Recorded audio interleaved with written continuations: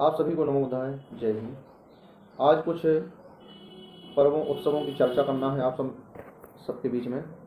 ये बुद्ध अनुयायियों के कौन कौन से पर्व हैं, क्योंकि मनुष्य एक सामाजिक प्राणी है, समाज में रहता है, समाज में सामुदायिकरण होता है, समाज में सहयोग होता है, समाज में संघर्ष होता है, चलता रहता है। इतिहास भी अपने आप में उतार चढ़ाव लेता रहता है। दो समुदायों के बीच में जब संघर्ष होता है तो हार जीत होती है, और जीतने वाले के हाथ में राजपाट शासन सत्ता आती है, तो उसके हिसाब से पूरा व्यवस्था चलती है, उसी के हिसाब से उत्सव पर्व होते हैं। अपनी जीत का उत्सव मनाता है और विरोधियों की, दुश्मन के, शत्रु की हार का भी उत्सव मनाता है। इस हिसाब से तीज त्योहार इतिहास बदलता रहता है।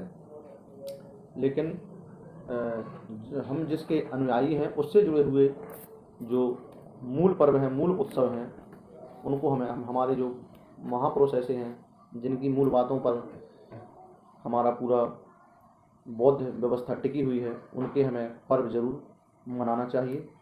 उनके जन्म दिवस हैं, स्मृति दिवस है, निर्माण दिवस, उनको मनाना चाहिए।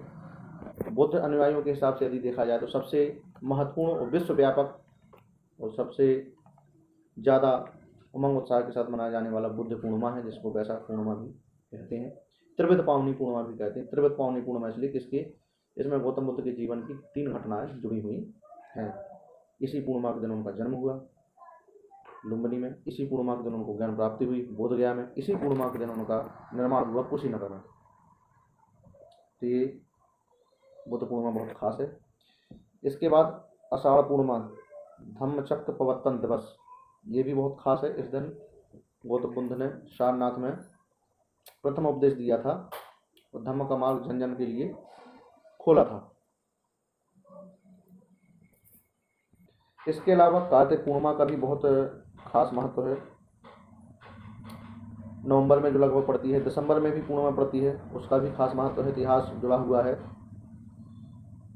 और जितनी भी पूर्णिमाएं हैं, हर पूर्णिमा से कुछ ना कुछ बौद्ध व्यवस्था का इतिहास कुछ ना कुछ जुड़ा हुआ है। और ये सारे माह की पूर्णिमा हम लोग सेलिब्रेट कर सकते हैं, क्योंकि देख कर मनुष्य का दिमाग सीखता है और सुन करके सीखता है। अनुसरण, एक दूसरे के आचरण को देख करके हम लोग आचरण सीखते हैं। तो अच्छे आचरण के लिए, अच्छे विचारों की चर्चा के लिए, अच्छे संकल्प को दोहराने के लिए, अच्छे आचरण का बार बार अभ्यास करने के लिए हर माह भी अगर हम लोग पूर्णिमा मनाएं तो भी उचित है। अष्टमी भी मना सकते हैं हम। 8 दिन में भी अगर हम लोगों को प्रत्येक रविवार के दिन भी समय है तो भी हम लोग बैठ सकते हैं। इसके अलावा कुछ और पर्व हैं, जैसे सम्राट अशोक जयंती, अशोक विजय, सम्राट अशोक जयंती हो गई, अशोक विजयदशमी, इस पर हम लोग बाद में बात करेंगे। और बाबा साहब की जयंती, ये आधुनिक उत्सव पर्व हैं। संविधान दिवस और राष्ट्रीय पर्व, गणतंत्र दिवस, स्वतंत्रता दिवस, इनको भी बुद्ध समुदाय को मनाना चाहिए, क्योंकि इससे हमारा संवैधानिक व्यवस्था जुड़ी हुई है। संविधान से ही हमारा कल्याण हुआ है। और भी अनेक महापुरुषों की आधुनिक समय में जयंतियाँ बहुत ही उमंग उत्साह के साथ मनाई जाती हैं, जैसे ज्योतिबा फुले हैं, कबीर साहब हैं, बोधिसत्व गुरुदेव हैं। और अब बौद्ध सम्मेलन भी होने लगे हैं, बौद्ध परिवार मिलन मेले भी होने लगे हैं। बौद्ध परिवार मिलन मेला नई दिल्ली से शुरू किया था शांति स्वरूप बौद्ध जी ने। इसके अलावा कुछ ऐसे भी पर्व हैं जिनका रूप बिगड़ चुका है, जैसे अशोक विजयदशमी। अशोक विजयदशमी का रूप बिगड़ के अब दशहरा हो गया है।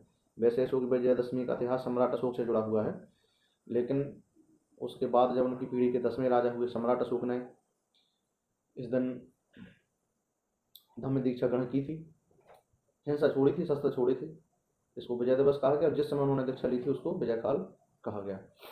उसके बाद जो उनकी पीढ़ी के 10वें राजा थे बृहद्रथ मौर्य, उनकी हत्या हुई, पुष्यमित शुंग द्वारा की गई। राजपाट यहाँ से बदला, तो 10वें राजा को हरा देने की वजह से दशहरा उसका नाम पड़ गया, तो इसका रूप यहीं से बदल गया। और उसकी पुष्टि के लिए कुछ और भी तथ्य हैं, जिससे सिद्ध होता है कि विजयदशमी ही दशहरा है।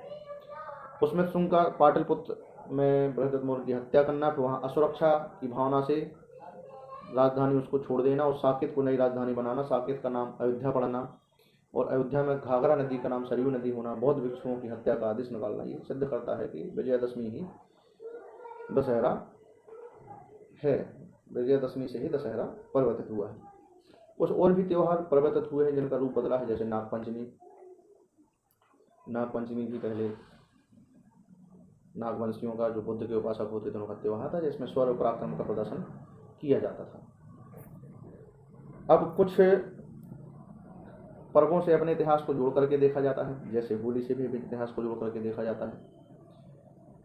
दीपदान उत्सव दीपावली कहा जाता है, उससे भी अपने इतिहास को जोड़ करके देखा जाता है। दीपावली के दिन कहा जाता है कि गौतम बुद्ध कपिलवस्तु पधारे कार्तिक मास की अमावस्या को। सम्राट अशोक ने 84,000 स्मारकों की उद्घाटन किया। इसी दिन महामोदगलान गौतम बुद्ध के प्रिय भिक्षु की हत्या हुई। लेकिन दो जो सुखद घटनाएं हैं, गौतम बुद्ध का कपिलवस्तु पधारना और सम्राट अशोक का स्मारकों का उद्घाटन करना, ये घटनाओं का जिक्र तो है लेकिन इनको बार बार मनाने का जिक्र नहीं। कुछ ये भी है, लेकिन ये है कि हमें अपने जो मूल चीज़ें हैं उनको तो मनाना ही है, जिनमें सकारात्मकता ज़्यादा है और भाईचारा के लिए, सद्भावना के लिए, सामाजिक शांति के लिए। अन्य पर्वों में यदि आप सक्रिय हैं, उनमें सम्मिलित हो रहे हैं, तो ये आपका व्यक्तिगत निर्णय है। आप इसको मानवीय दृष्टिकोण से देख सकते हैं, क्योंकि सभी समुदायों के बीच में भाईचारा रखना एक राष्ट्र के हित में माना जाता है। लेकिन अपने उत्सवों को, अपने पर्वों को नज़रअंदाज करके अन्य में सक्रियता दिखाना, ये एक सच्चे अनुयायी की निशानी नहीं है। इस वजह से बौद्ध समुदाय में कुछ टीका टिप्पणी भी होती है कि हम अपने आप को एक तरफ बुद्ध का अनुयायी कहते हैं, अम्बेडकरवादी कहते हैं, और अपनी संस्कृति, अपने पर्वों, अपने इतिहास, अपनी विरासत, अपने प्रतीकों के प्रति गंभीर नहीं है, उत्साहित नहीं है। और जितना अन्य कार्यक्रमों में हम लोग समय, श्रम, धन खर्च करते हैं, उतना हम अपने मूल जो पर्व हैं, जो हमारे मूल महापुरुषों से जुड़े हैं, उनकी मूल शिक्षाओं से जुड़े हैं, जिनसे हमारा कल्याण हुआ, जिनसे हम श्रेष्ठ जीवन की ओर बढ़ सकते हैं, और जो संवैधानिक व्यवस्था से जुड़े हुए पर्व हैं, जैसे संविधान दिवस है, संविधान निर्माण से जुड़े हुए महापुरुषों की जयंतियाँ हैं, और राष्ट्रीय पर्व हैं, क्योंकि संविधान से भी हमारा बहुत कल्याण हुआ, संविधान से हमें अधिकार मिले, वंचित से मुख्य धारा में जुड़ने का हमें अवसर मिला। तो संविधान से जुड़े हुए पर्वों को भी हमें मनाना चाहिए। तो केवल तर्क वितर्क और नाराजगी का विषय और असंतोष का विषय इसीलिए रहता है कि हम अपनी मूल चीज़ों को छोड़ करके अन्य चीज़ों में इतना समय, श्रम, धन लगाते हैं और अपनी मूल चीज़ों को नज़रअंदाज करते हैं। तो ये थोड़ा सच्चे अनुयायी की निशानी नहीं है। मैं अपने आप को बुद्ध का अनुयायी मानने वालों को, बुद्ध का अनुयायी बन चुके लोगों को, जो बुद्ध के अनुयायी हैं, उनसे निवेदन करूंगा कि उसी अनुसार आचरण करें, उसी हिसाब से अपने उत्सव पर्व मनाएं।